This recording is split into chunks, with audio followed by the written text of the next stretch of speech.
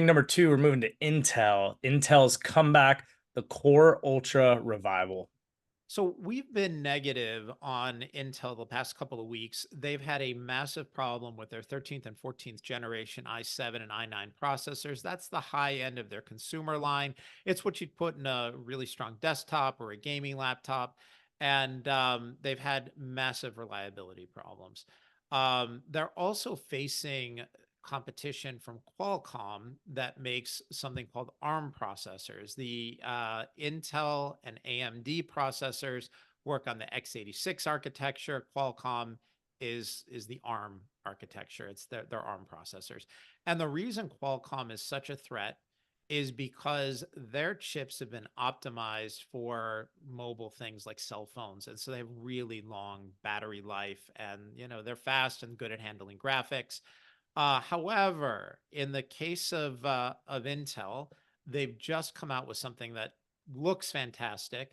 Intel earlier this year, came out with their Core Ultra line, and those were basically designed to be a combination of CPU, your central processing unit, and a GPU, your graphics processing unit. Um, and in this case, Intel has just announced the specs on their second generation Core Ultra line.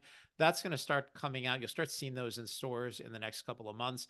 And the specs on this, if they turn out to be real, are unbelievable.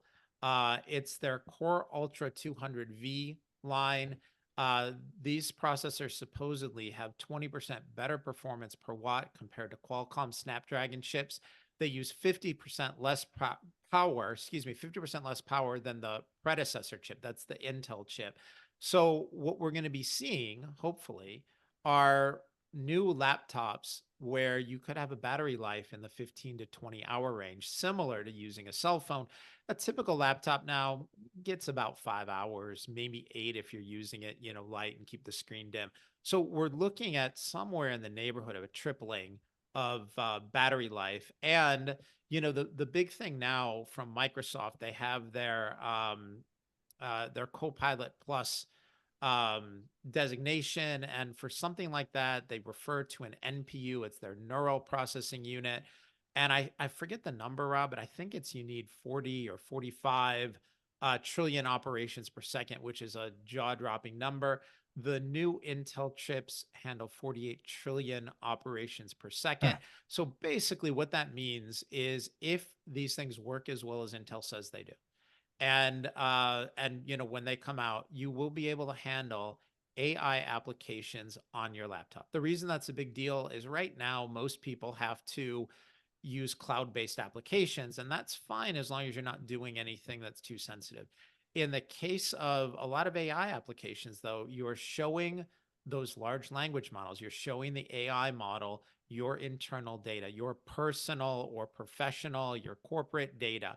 And a lot of people don't want to do that. And I understand. I'm a big believer in privacy. I'm a huge advocate for people's privacy. So the ability for these new Core Ultra chips to handle AI applications on your laptop or on your computer, I think is just a difference maker in terms of privacy, being able to do it yourself instead of having to send all your data, through the internet to the cloud and have it on somebody else's server. The battery piece sounds good enough for me. I'm the culprit, always sitting on 2-3%, it seems like. But Gary, if next year's i7, i9 processors solve some of these burnout problems we've talked about, do you think this could be Intel's big comeback moment? I think it is a big deal. I think these Core Ultra processors are designed to one, handle the cost of people buying laptops where you have to have a CPU and a GPU. Now, if I were to buy one, I probably would want an NVIDIA graphics card in there as well, but that's kind of a belt and suspenders sort of thing.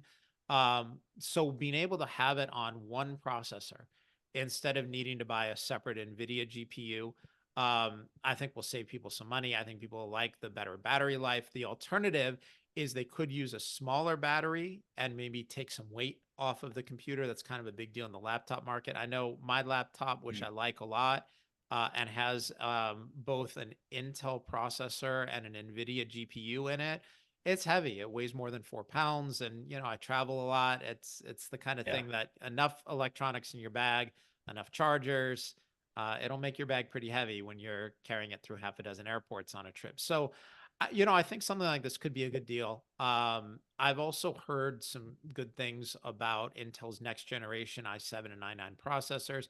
I'm hoping they manage to solve the reliability problems. The other thing, and I'm not sure whether this is a good idea or not, I'm interested in your view. If, you know, you guys have a view on this, put it in the comments. But Intel announced recently that they're going to outsource manufacturing of their 3 nanometer and below chips to Taiwan Semiconductor. Now, in one sense, that makes sense. Taiwan Semi is without question the best, you know, semiconductor manufacturer in the world. But, you know, Intel for forever has been, you know, an integrated shop where they would design the processors and produce them. Mhm. It's very clear they feel like they can no longer compete on the foundry side of things. And, you know, we'll see. We'll see if that's the right call or not.